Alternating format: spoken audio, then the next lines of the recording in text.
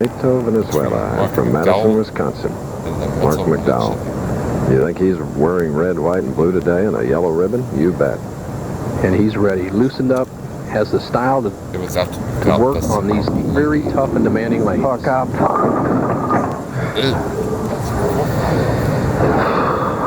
There's such a temptation to pull the ball from the deep inside line because you don't want to give it enough room. But what happens is a player pulls it and gets high, and he'll end up getting a lot of splits. Now right here, he needs to get the ball in this zone and take out the 2, 4, and 5 for an easy conversion. If he can keep the ball light, you can make your spares. That's the way to play match play competition on tough lanes. Okay. Powerful ball. You can see and hear. All right, now we're going to get, for the first time in 1991, a look at the Player of the Year, not only last year, but the prior year, Amleto Monacelli. First shot.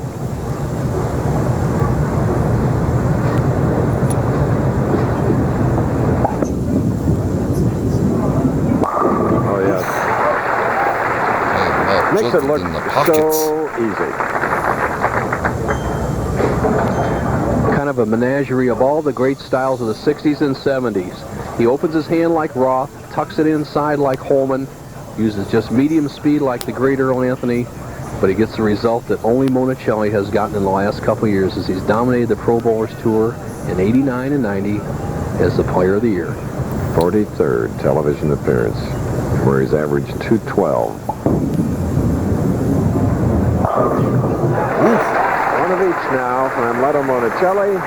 Doubling here, putting the pressure on Marc McDowell, who won the first match. He just joined us, 215 to Ron Palumbi's 169. Great break for Monacelli there, crossing over, making the most out of the strike in the first frame.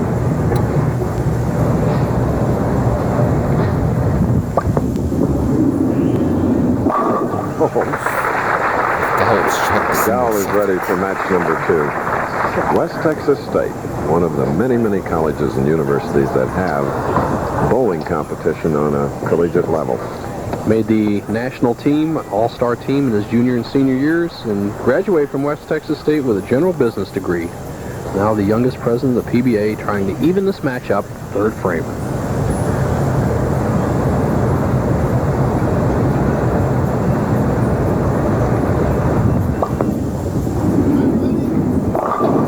No. Come on.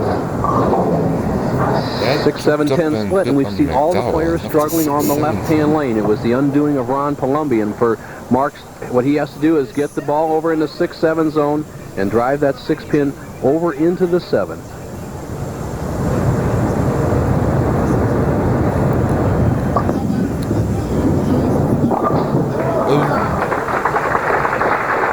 Big try. All right. Marc McDowell, so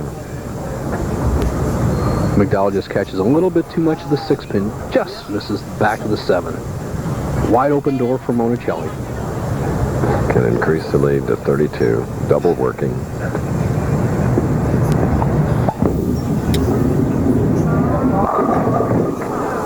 All but the 10. No, well, that's 10. Tremendous speed difference between Monacelli and McDowell. Monacelli using ball speed of around 16 miles an hour and opting to let the ball roll all over the lane and kind of roll out and straighten out in the 1-3 zone 60 feet away. McDowell with about 20 miles an hour speed trying to ram it home in the 1-3 pocket. Two ways to attack this lane condition.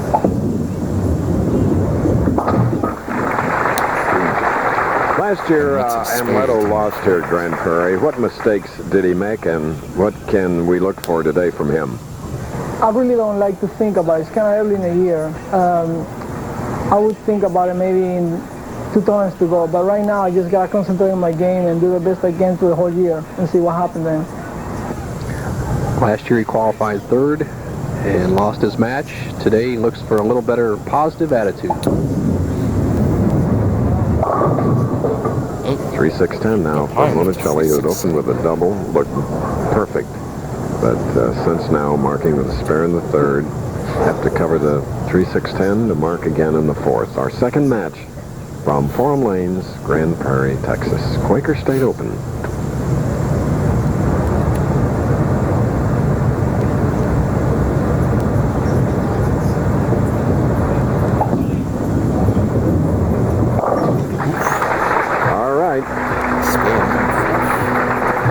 return to the forum lanes after this message. Saturday. That's next week, Winter Haven, Florida. Right now, it's Grand Prairie, Texas. Standing room only crowd at the forum lanes, and they care. See the flag, the yellow ribbons, the heart and the yellow ribbon on each of the bowlers, and Bo and myself wearing them, made by Patsy Thurman, who has 2 family members serving. Okay, Bo.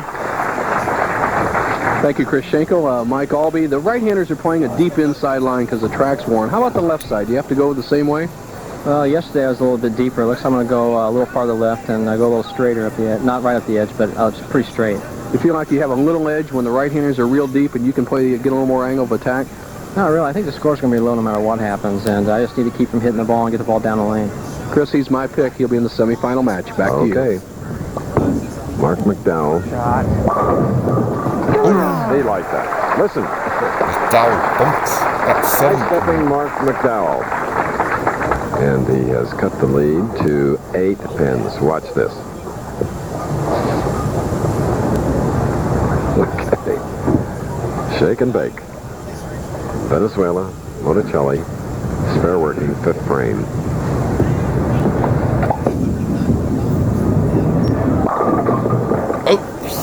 A 10. Monacelli keeping the ball around the pocket, bowling a good match. He struggled a little bit on the right-hand lane with the 10-pin. I see the long slide, the pivot step. See his wrist go underneath the ball. One of the key things, and that shot emphasizes, you see the 10-pin, is a player doesn't go over the top of the ball with his fingers. He stays underneath it until after the ball's off his hand. All right, tomorrow ABC Sports presents a college basketball doubleheader. First, Purdue takes on 3rd-ranked Ohio State. Then regional coverage as Rutgers meets number 1 UNLV, or Georgia takes on Kentucky. That's tomorrow right here, ABC. Today we're in Grand Prairie, Texas. Amleto Monacelli, Player of the Year the last 2 years.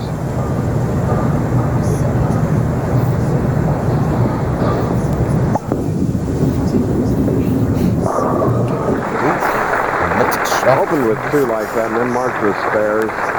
So the match is close, but McDowell now can increase his lead to 17, double working.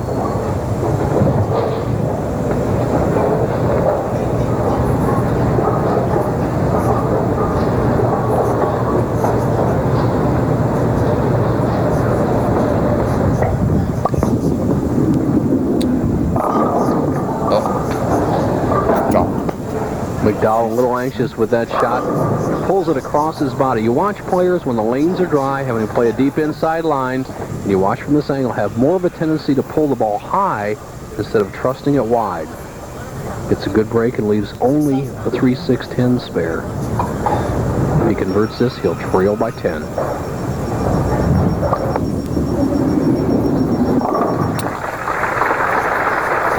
Earlier here, in fact, the first match, we're in match number 2. McDowell defeating Ron Palumbi 215 to 169.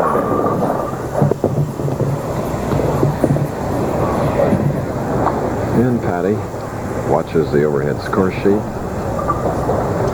I sat next to her in the position round game last night, the 42nd game, as he bowled Monacelli, and she was rooting Marc on, as she is today. Right now he trails by 10 pins, 7th frame. Do the minute, he released it. A couple of bad breaks by Marc McDowell. It's very quiet in the championship round of bowling. And as he says something about timing, couldn't have come at a better time. You see him going high. In the 6th frame, somebody to the right of us dropped a paper cup after he released the ball. But here on the 7th frame, as he's going into that final step, somebody dropped the cup and he just jerked up on the shot. He's lucky to avoid the split. Our second match here in Grand Prairie, Texas. That was speed. 11 pins separate McDowell and Monacelli.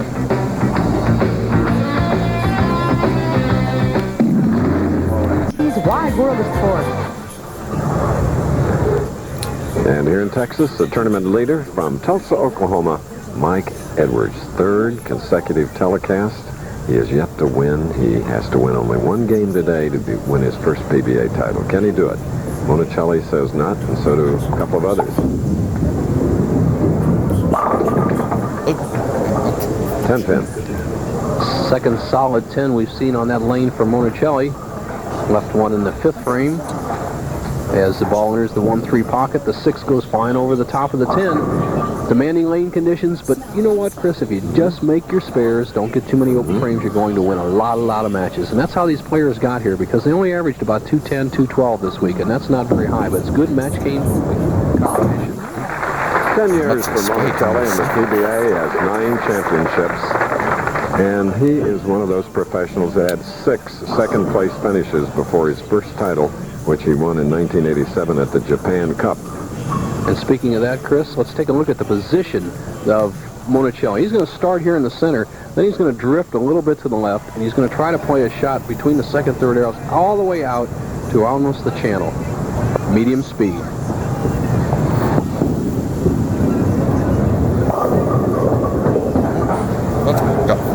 Lofted out a little bit. Well, almost a double dribble, Chris. He kind of lost it, and then he grabbed it and it bounced. You could hear it bounce at the foul line. When that happens, it's just pot luck. Now watch this release. Boom, boom. Before he released the ball hit behind the foul line on the approach, which is not a foul. Then it went out and lofted over the foul line and did not get that smooth ball reaction. Very lucky to get only a single pin spare. And as Bo indicated, it pays to get those spares, and that's what Monacelli's been doing, continuing to mark.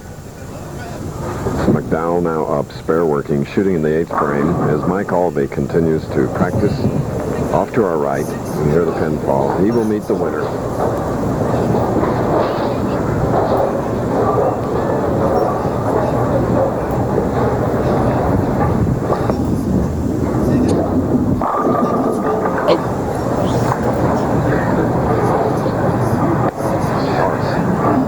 Shot by McDowell using a little extra ball speed, doesn't quite take out the 10 pin. Now watch him as he drives through on his pivot step right here into the foul line, about an inch behind the line. Good, solid foundation at the line. 3-pound 8-ounce pins. You see the ball deflect behind the 10 pin. That shows you the ball's not driving through from that inside line. Not playing again. Now we can watch on weeks when the players can play the extreme outside line, when the oil pattern is set up by the PBA, where they can play around the first arrow. Chris, the ball end up behind the 8 pin. Your tip of the week today. Today it involves adjusting to lane conditions by lofting or rolling at the foul line. As you see the studious face of Monacelli contemplating his 11-pin lead. A key shot for McDowell as he comes up in the 9th. Never looks at his opponent's efforts.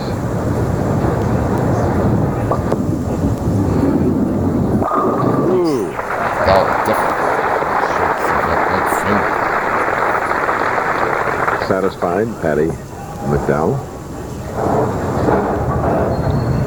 As we come into the 9th frame for Monacelli, leads by 11, working at a 2:04 pace. That's if he strikes spare the rest of the way. We figure 2:04. McDowell has a potential 2:13. It's up for grabs.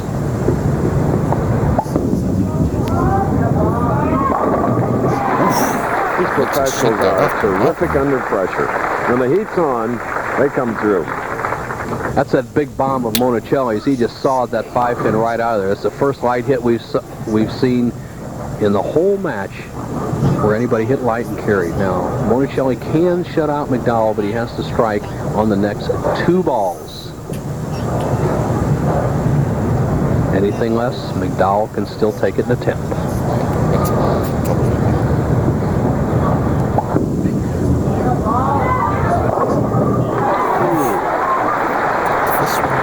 That happened, Bo.